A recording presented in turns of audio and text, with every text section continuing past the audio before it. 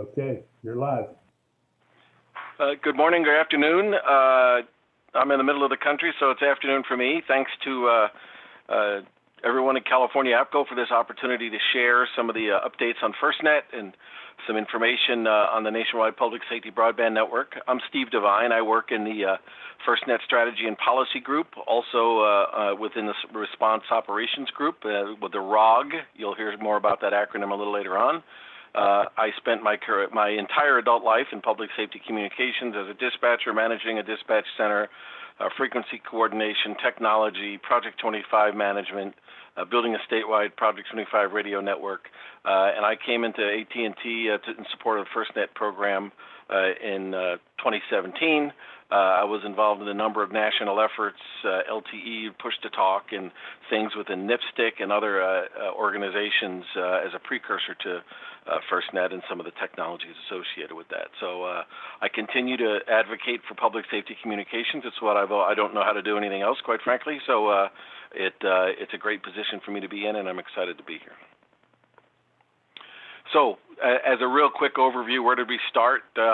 Again, the FirstNet initiative was created by Congress in 2012, and it took till 2017 for the authority to get established and for them to issue an RFP, which the contract was awarded to AT&T to build a nationwide public safety broadband network.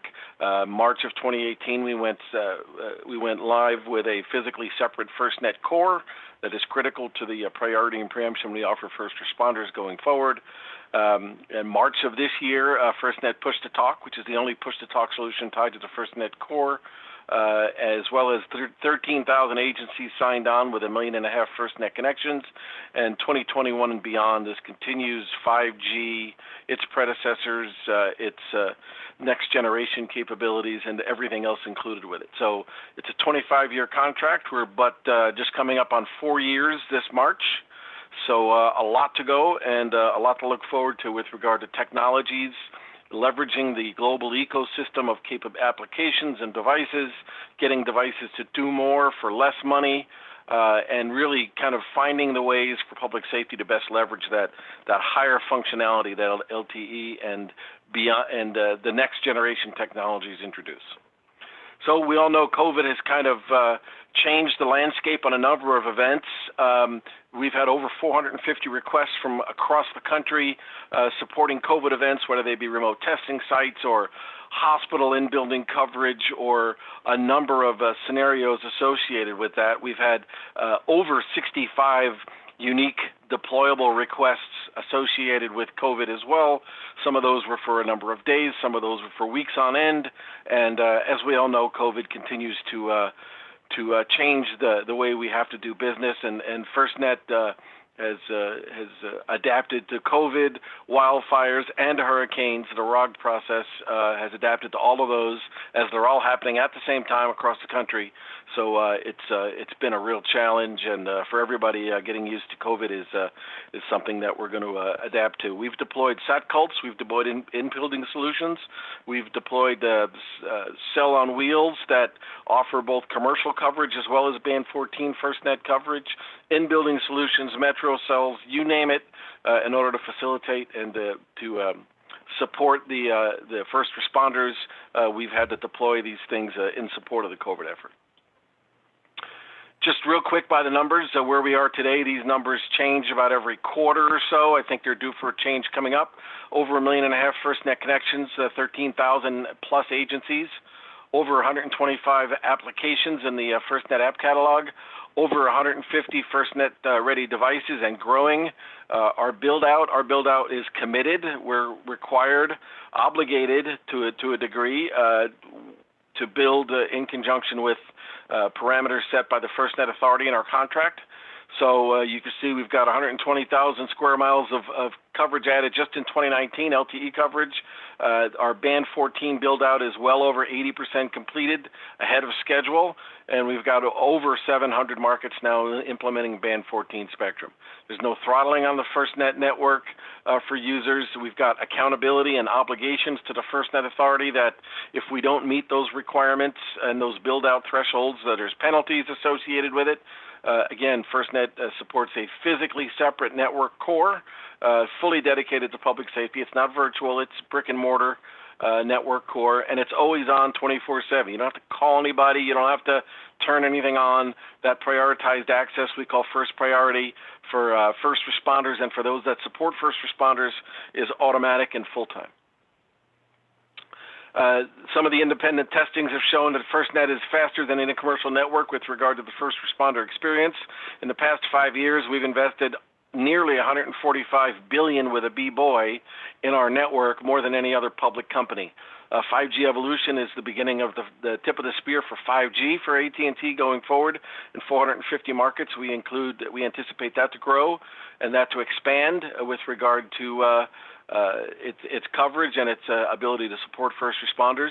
And then that band 14 spectrum, 700 megahertz spectrum, is a high-quality spectrum. It promotes in-building penetration, and it also provides good outdoor coverage as well for rural, suburban, and urban areas. So the band 14 specifically is dedicated to FirstNet. AT&T, upon receipt of the contract, opened up its entire network. So all AT&T LTE bands are available to first responders on a prioritized basis, not just band 14, but band 14 is the band that their devices look for initially. If they don't see it or if it doesn't provide sufficient bandwidth, they'll go to another band. We mentioned coverage earlier. Our coverage is anticipated per the contract to reach more than 99% of Americans. It's an all-band solution, all of AT&T's LTE bands. Band 14 spectrum is deployed in, again, over 700 rural and urban markets. Our network availability commitment is 4 nines, 99.99%. And in many areas, we deploy band 14 access in partnership with rural roaming providers. There's a number of different relationships that we have with different providers across the country. Some are site locations, some are sharing equipment and base stations. Some of them are just areas where we can build new sites. So we have a number of different agreements with roaming providers across the country to help us meet those coverage requirements that we're bound to contractually. Band 14, again, 80% of the ahead of schedule, over 80% of our completion. It's high quality spectrum. FirstNet users utilize all the LTE spectrum within AT&T, and it's always defaulted to band 14. So a user's device is always looking, FirstNet user is always looking for band 14 where it's available, and if not, then it'll access other bands, 800s, other 700 bands, AWS, WCS, PCS, any of the other bands that are available in AT&T's network. The core is dedicated. It has 8 security operations centers geographically dispersed across the country.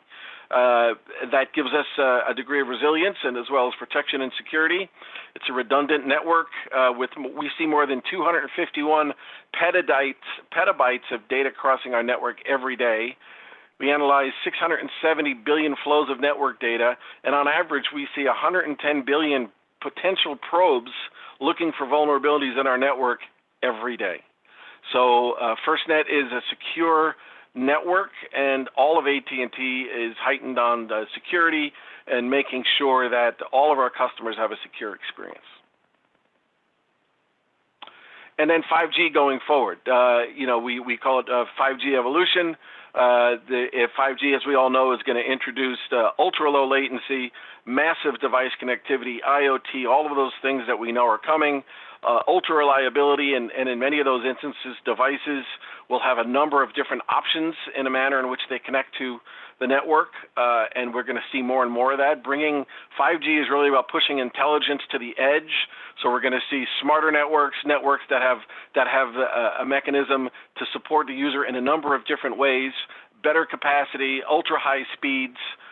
All of this, as we all know, 5G is going to really kind of break the mold and really be a huge leap forward as compared to 4G.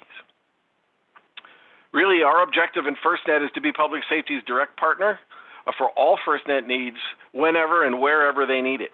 It's part of our edict and part of our message going forward and we'll talk a little bit about some of those opportunities and where we're differentiated from other carriers in that particular effort.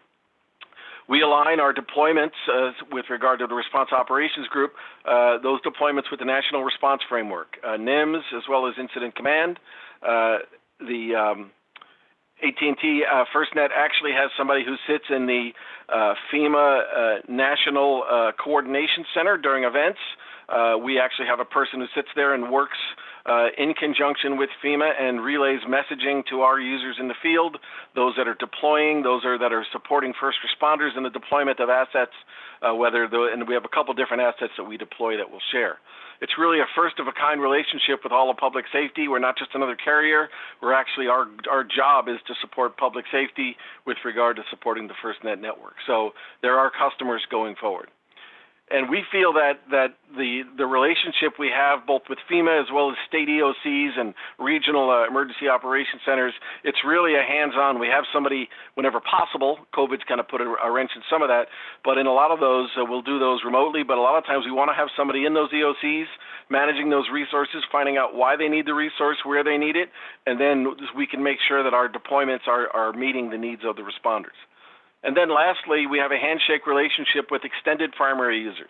Primary users in FirstNet are police, fire, EMS, emergency management, and 911 PSAPs, or emergency communication centers. Extended primary users can be utilities, they can be other critical infrastructure entities, they could be departments of transportation, for example. Those are folks that support first responders. When there's an accident and there's power lines down on the road, then those utilities are critical to supporting the first responders to getting that work done that they need to. So when you think of the term extended primary, think of those that support first responders on a day-to-day basis as well as during critical incidents. I love this slide because it shows Hurricane Michael in Florida in 2018, where you see the FirstNet team deploying assets, and you see the state of Florida bringing their trucks out, and the FirstNet trucks are in line with the state equipment going to deploy in a ravaged area that's been had significant damage for the infrastructure in Florida. So that's a great example of that partnership and how we get to go in and to set up and begin to offer coverage and to kind of bring coverage back and supporting first responders in the same vehicle line as the state agencies are doing so. So that's a testament to FirstNet's impact going forward. This is Tyndall Air Force Base in the Florida Panhandle. Also, this SAT-COLT and a number of different SAT-COLTs were moved in and out over a 3-month window before this area had sufficient coverage and some of the connectivity had been reconstituted for them to turn around and say, okay, you can take your SAT-COLT away. So when we deploy, it's not just we deploy and it's a finite amount of time. It's for the need. It's to meet the needs of the first responders, and they basically tell us when we're good to turn around and demobilize. So these SAT-COLTs in Tyndall Air Force Base were there for several months in several different locations as the network and their capabilities, both wireline and wireless, were reconstituted going forward. So it's not a short-term deployment. It really depends on the needs of the first responder agency. This is a recent picture of a deployable in wildfire in Oregon. And this kind of gives you an example of the conditions which these things are deployed in. We have currently 14 SAT-COLTs deployed in the West today as we speak, supporting wildfire activity. And we've had over 79 deployments specifically since June 1 in the West, including Colorado, Oregon, California in particular. Here's another slide here where we were supporting. Notice how this was a FirstNet SAT-COLT, and this is actually in Marin County in support of them. That's a cow. That's offering both commercial service as well as Band 14 to the users in that area of that incident. So when you see those cows, not only do we have FirstNet assets, we also have cows that can support the commercial network in addition to Band 14, and those are deployed in areas where both Band 14 and the commercial users need access. This is FirstNet 1. It's our new dirigible. This wasn't part of our contract. This was just AT&T innovation deciding, hey, there's a for some of these wide area events, there's ways for us to do this better. This can operate upwards of 1,500 feet. At Hurricane Laura, we had it at 750 feet, and we had a 4.5 to 5 mile radius. We can adjust that radius with both altitude and power of the base station on board. And this can take up to 4 or 5 SAT-COLT coverage footprints, and that allows us to re-leverage those satcolts around the edge. So this is a bit more of a complicated stand-up, but the timeline works well when it's going to be there with regard to hurricane recovery, as an example, or even wildfires. It's going to be there for a while, the ability to incorporate this and then to free up additional resources that can operate more in the fringe. That has really kind of helped us. So this is FirstNet 1, this dirigible. We're going to see more and more of this going forward. It takes a little bit longer to get up, but it'll stay up. It's a tethered solution, and it can stay up really indefinitely for the duration of the incident. And with regard to all of our dedicated deployables, we have, as we mentioned, FirstNet 1, the aerostat, cell on wings, which are really drones that have base stations on them, as well as what we know to be the satcolts, the FirstNet resources. They're all Band 14 enabled. Some of them, as I mentioned earlier, we have several hundred AT&T cell on wheels, which are those the ones you saw in the Marin County slide, that also offer not just Band 14, but all their AT&T's commercial bands. They provide voice over IP, VoLTE, and first priority and preemption for primary first responders. Basically, on the satcolt or any of the other solutions, it's about a 25 megabit downlink and 8 megabit uplink. People always say, well, how many users does it support? It really depends on the applications and the use per user. We also have, Texas as an example here, but we have satcolts pre-positioned in other states as well, where those satcolts are made available, and they're available for pre-deployment. The First Response Operations Group, or the ROG, is led by former first responders. A number of us support that effort, and we work with agencies to determine, as well as internal to AT&T, to determine the resources, where the resources need to go, and what the best solution is for first responders. Our boss, Jim Bugel, our network is now the critical link for all public safety as they protect America. Our support for public safety is no longer an elective opportunity. It's an imperative obligation. And again, AT&T is contractually obligated for a 25-year process, of which we're barely 4 years into it. So a lot more to come, and we're excited about it. This is really the portal to gain access to FirstNet from an agency administration perspective. It allows to add devices, to manage devices, to make uplift requests for users that work for you, as well as for other users to see network status, weather patterns, flooding, all of these things that are overlays that can be looked at into the FirstNet Central to give status and access to the network capabilities. Manage uplift, to manage push-to-talk administration. Everything is done through FirstNet Central. Check service, billing, add devices, delete devices, work with your mobile device management system, or access new applications through the FirstNet app ecosystem. Everything is done through FirstNet Central, and as an agency that comes onto FirstNet, you'll have an admin, and they'll have access to all of these resources, and they can push those tools out to users in the field in real time.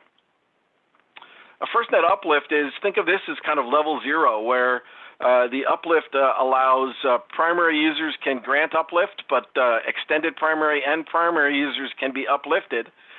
They're all above the normal AT&T traffic, as you see there on the triangle. The primary agency can create an uplift event. He can reach out to users that are within his agency. The incident commander can also reach out and uplift users that don't work for his agency based on the geography of the event itself. Users can be uplifted within a 100-mile radius of an event. A responder may request uplift. We're going to show the FirstNet Assist app here next, showing how a user can actually make that request to be uplifted from their current status up to the uplift status, which, as you can see, is the highest status that can be achieved. Responders receive a confirmation message once their device is uplifted. Primary users, as a default, have the highest priority on the network. You see that on a day-to-day basis. But when primary and extended primary are uplifted, they're all at that same status, and the system will check with the admin to ensure, do you still want this uplift to continue at 4 hours, at 8 hours, whatever. It will verify, but it will allow that to continue based on that admin's preference. And then lastly, the FirstNet Assist application, it's a native built app. It allows FirstNet customers to support customer care, to get chat access, feedback in the form of email, to do self-help diagnostics specific for that device, to make uplift requests from the field. and all of those things. So this is really the first app built for FirstNet by FirstNet. So this capability is here. We recommend all FirstNet users have this. This really allows them to be supported as they go forward. And it's available from both the Apple Store as well as Google Play. Larry, that's all I've got. I think I'm on time. All right, Steve. Any questions, anyone? Unmute yourself and take a shot. Hey, great presentation. Thank you for that. But I had a question I posted on the message board is, how is the in-building coverage being addressed, or what solutions do you recommend for that? For the first There's a number of different solutions for in-building today. There's obviously DAS setups for some larger facilities and event centers, and stadiums have that. But there's a number of products on the market now that do really one of two ways. One of which, if you've got internet access and you can provide an Ethernet port, there's in-building distribution solutions. You see a number of them there. If you don't have internet access in the building, there are a number of solutions that allow an antenna, a Yagi antenna, to be put on the roof, assuming you have outdoor coverage. EOCs, for example, a lot of times may have outdoor coverage, but the EOC is kind of in a bunker or not in a very good spot with regard to building penetration. So you can put a Yagi on the roof, bring 50 feet of cable into a server, and then have a distribution antenna. It's rather inexpensive. It's not the most eloquent of solutions, but it does allow, when you've got exterior coverage, to bring that in a cost-effective manner. Some of the other solutions that may require Ethernet would allow you to bring dirty Ethernet in that gets mapped back to the provider's capability, and in-building solutions are available throughout all carriers, not just FirstNet. And the nice thing about some of those more eloquent solutions is some of those can be monitored through the network. In FirstNet, for example, we have in-building solutions that we can go back and actually monitor as a node on the network. So we can see when it's up, we can see when it's down, and some of these can actually be provisioned by the customer themselves. So you plug dirty internet in, it gets mapped back to our network. Some of them offer band 14 as well as band 12 capabilities. Some of them can be added on. So if you're expanding your fire station and you need 2 more nodes, you can add those nodes onto it and with a firmware upgrade. So there's a number of different solutions on the market. Some of the big name folks offer those, and like I said, some are more eloquent than others, but some of them offer additional features that are really attractive to the agency themselves. Very good. Thank you for that. Thank you. Any other questions? I think it's between me and lunch, Larry. All right. Thanks a lot, Steve. Thank you very much. Appreciate the opportunity. Bye-bye. Bye-bye.